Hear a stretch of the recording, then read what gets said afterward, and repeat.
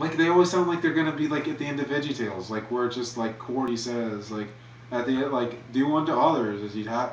Like with the Leskos, it always sounds like at the end of the day they're all, like it, sometimes like with their dad will be a broader thing, like well you gotta remember those politicians, like and they it's like and everybody else like when he brings it up, it's like because we all know like staying on time to. Just like keeping your commitment, that's important, right? And Tommy would just be like, absolutely, where you're making it smooth, and just be like, yeah, and she'll look at you just like so that you'll. Everybody. You agree, right? Have you learned your Exactly. lesson today? Like, That's what I'm saying. But it's their mom, the dad, Tommy, Jessica, and then that's just you. You're one of five people. You're probably gonna say yes because you don't want to be like right because there's pressure on you to be like that. But they do that all the time. Nobody wants to be with people like that. It's like, why are you doing this? Why do you keep wanting to reform me? Why can't we I just mean, talk? there's nothing more rewarding than hard work. Yes, Like with school, exactly. keeping your grades And Tommy at seems to top. think that's the funniest joke to keep bringing back up, just like, because everybody should be working out, I'm sure. Just like, Oh, yeah, well. see, that, in that sense, they do have the same problem as Sean. Because Sean does the same thing. He always wants you to agree with him. But Sean's just a little more aggressive in his tackles. He's just like, but see, that's not the way things work. I mean, yeah, maybe you can think they do, but that's just not how it is. And I was just like, but it's okay that you think that's like, and if you don't agree with them, we'll just be like, well, I'm a jerk. So. I never realized that they do a lot of morals. How did you notice that? Like now that you mention it, Because I know it's true when because you I've don't like seen it. somebody and you don't want to believe into like to yourself that you don't like when you don't want to just believe that like I don't think I dislike them just because I have some prejudice, which it could be like oh because I had one bad experience with them, I'm gonna label this person as like anything they do I'm gonna look for the bad thing.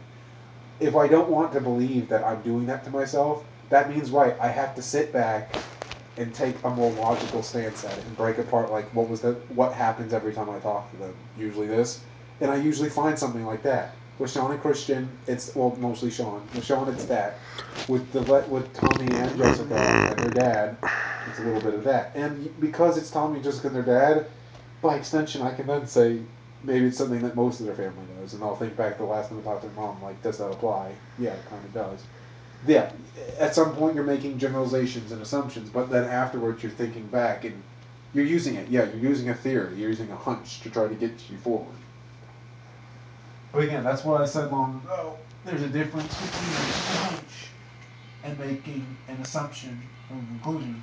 Assumptions is when you basically is when you publish your hypothesis without fact checking, without double checking. And what I mean here is that if you have an opinion of somebody and you go off of the opinion just because it's your opinion, that's not you're not backing it up. But when you back it up with, well, let me take an unbiased look at it and look at this logically, and if it comes to the same conclusion, you've kind of just proved your theory then. Like, okay, maybe it is true, and I'm pretty sure it is. Of course, you could still be wrong because you're still only going off of your experience. Maybe. But you more strongly now head in that direction, and you're like, well, I'm pretty sure at this point. But if you want to say something, please tell me why I'm wrong, because I'd love to be wrong, because I don't want them to be an annoying person. Because if it's true, then maybe it just means sorry I had this one bad time, and everybody has their bad days. But if it's a bad day every time, then it's just like it sounds like no, I was right the first time. They bring the bad day. They're I what guess. causes it. So and yeah, in a more general sense, it's a little more straightforward if you don't want to surround yourself with people you don't like. That's kind of human nature. You don't right. If you don't like somebody, you don't hang out with them. But there's an upside to that. Because if you only hang out with people you don't like most, like even if you're doing it just to tell yourself like, well, I'm being a good person by doing this, you can end up depressing yourself a little bit and becoming less funny on your own. And you notice that when you have a broader group of friends, like people from high school know you for different things than people here do, than people from church do. But like, if you hung up with the people from church like for a year and then try to hang out with your high school friends again, they'll be like, "Dude, you changed. That's not like when we met you. You were funnier, or something." Like, and right, it's because you set the bar was set lower with these other groups of people, so you kind of lost that other side. Like, it makes you feel weird. Basically, yes, do what makes you feel good, but try to feel good. But If you don't feel good, right? It's just like at some point do what comes natural. Yeah, there's a reason for it. Yeah, and that's why I said I don't want to be stuck in this house every day because if I am, I'm gonna be depressed about not having anybody to hang out with, and the next time I do hang out with everybody, I'll be too desperate for the Yeah, and then attention, you'll and you'll then I'll drive them resort to away. Jessica. Well, like, exactly. But then, like, even if I do hang out with them, that's going to feel worse than when I was alone because now I'm becoming a burden, not only to them, but I can feel it when they don't invite me to things, right? Because it's like I don't want to be desperate because there was, especially when there was a point when I wasn't, when I was the one who had just sometimes had desperate people coming to me, and I was annoyed by that. I don't want to be that annoying person because I've been on the other side of the fence, and it isn't fun. At the same time, if I am that desperate person and I become not desperate, like if I become like more confident, and they come up to me and they want to hang out, because I have been them before, I also simply want to them. But it's really easy for if somebody's desperate, right? And you're just like you're being nice and you're just like, all right, sure, come on, hang out with me. I know what it's like to like when everybody shoots down like that.